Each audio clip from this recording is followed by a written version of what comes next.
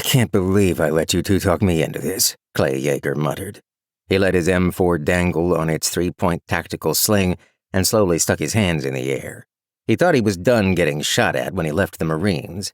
Now here he was staring down the barrel of a sniper rifle, palms up, with the hardcore militias of Camp Liberty at his front and one of the deadliest inhabited zones in the U.S. at his back. This was a stupid idea. At least they haven't started shooting, Alex said. Yet.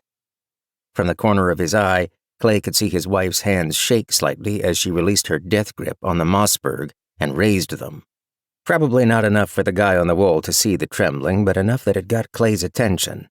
Hopefully it was the fear of being shot causing her tremors and not anything else. Are you kidding me? This was a genius idea and you both know it, Joe said. We're here, aren't we? And this guy's not going to shoot us. That sniper up there has a Dragunov. Could have picked us off at 1,000 yards if he wanted to. Yeah? Clay asked while keeping his eyes fixed on the gate ahead. You learned that in Killshot Online, huh? And if I did, it's true either way. All I'm saying is you guys need to chill. It'll be fine. My gut instincts are never wrong about these things. Joe had certainly taken his own advice to heart if his gear was any indication. Unlike Clay and Alex, who were kitted out in survival gear, hiking rucksacks, and assorted weapons necessary for surviving within the infested zone, Clay's brother had gone a less conventional route.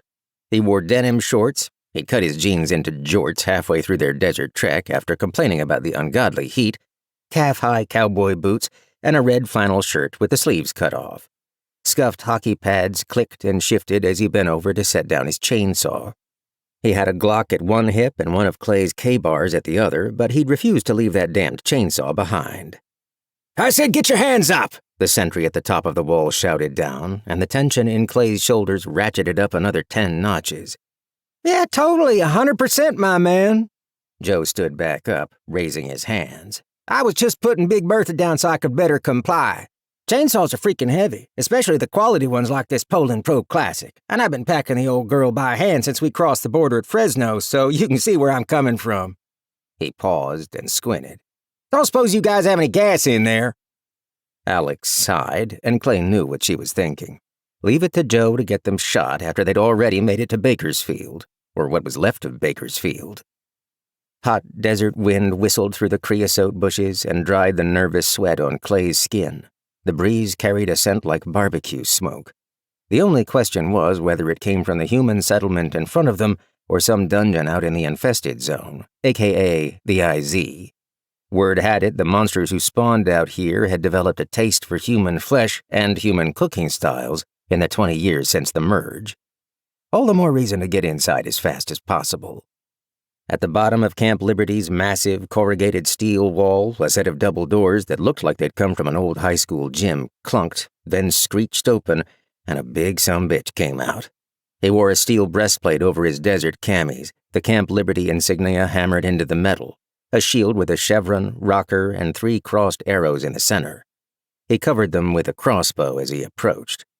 Runes burned like hot embers along the breastplate's surface. The guy was sporting some top-of-the-line gear, a chromed-out 1911 riding a high-speed leg holster, extra mags clipped to his belt, and a magical axe pulsing with a soft green light strapped to his back. He wasn't an incant, though. At least Clay didn't think so. He'd seen footage of them on TV, but he'd never met one in real life, not even when he'd technically been deployed to fight one. But they were like celebrities. No way would someone like that draw gate detail. The newcomer stopped a good 10 feet from them, crossbow ready to rock if they made any sudden moves. Burn scars covered most of his face and had turned his ear into a melted stump of cartilage. Shiny pink claw marks crisscrossed the sun-baked skin where he'd rolled up his sleeves. He scowled at Joe.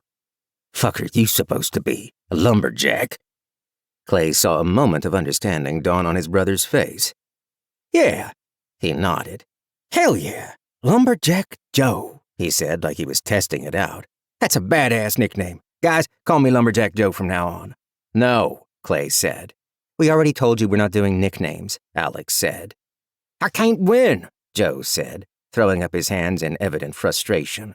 First, you didn't want to do the Ginyu Squad, even though they were tailor-made for us, and now you're vetoing Lumberjack Joe. We're not vetoing it, Clay grumbled.